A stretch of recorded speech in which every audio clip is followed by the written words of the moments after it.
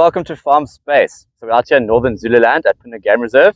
I've got Divan from Husqvarna, and today we were doing a bit of fault management and encroachment and why it's so important for game reserves to stay on top of it. Divan, welcome to Farmspace. Thank you. So you're the fault management expert at Husqvarna. What does that entail? Veld management in general. Obviously, I've got a background in wildlife management and working on reserves, dealing with alien invasive plants and encroachment. So fault management in a nutshell, can you give us a brief description and why is it so important? Veld management is using maintaining your veld for a specific purpose. For example, here at Phinda Game Reserve, this would be ideally an environment where you maintain the area for ecotourism, for example. So it's creating a pure and indigenous habitat for ecotourism, where people will come out and wanting to view game. So the last thing you want is alien invasive plants and encroaching plants, also limiting your view. You want to create a pure and clean and natural space, the way it's supposed to be. So there might be a bit of an argument there, because obviously when you say pure and natural, but you're actually going in and maintaining it. So, but at the end there, at the end there, it is still pure, because you're taking away invasive species, like you said. So what is the methodology behind encroachment, and how do you combat it? Encroachment is a natural phenomenon that's been going on for ages, but mainly through mismanagement and in a way of misuse of fire. The incorrect use of fire, overgrazing, for example, is also a big cause for that, and basically neglect. And unfortunately, encroachment is one of those things that people only realize when it's almost too late. Yes. And it's important to get a grip on it while you still can, not just because it's easier, but also more cost effective. So how can a game rancher or farmer be proactive in this, and take the right steps before it happens too late? How can you guys at Husqvarna help? Well, we've got the products, and obviously people like myself that can give you the advice.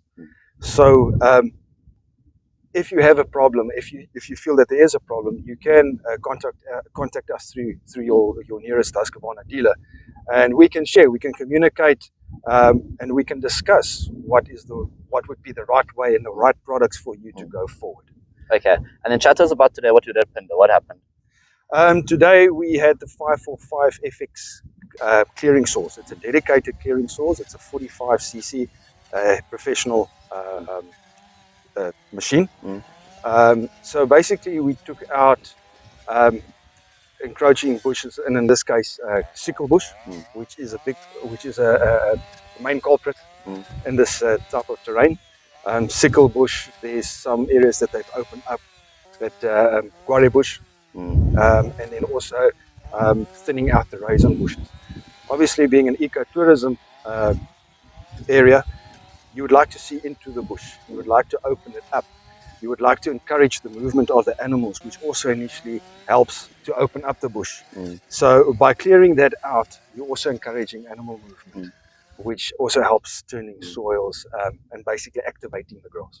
So chat us about the machine you used today, because we went out there and did a little video, and the guys were cutting, and the ease of movement, we've been walking through the field, is actually phenomenal. The machine that they're using was cutting perfectly as well, and then we chatted about earlier about getting that smooth stump as well. Just go more into that for me, please.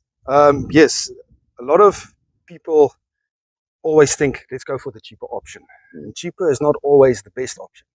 So when people go in with hand tools like pangas, machetes, and axes, unfortunately, it's that action.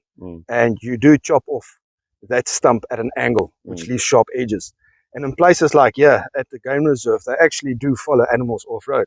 So not only does it damage animals, their foots, for example, flat-footed animals, elephants, rhinos, but also punctures with vehicles. And the cost involved in maintaining it in a place like this is quite costly.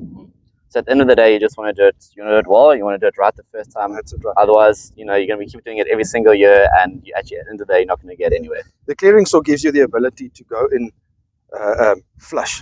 So it basically cuts off the plant flush to the ground. It doesn't leave any sharp edges. But what's nice about it as well, because of the flush surface, your poisons drawn so much better.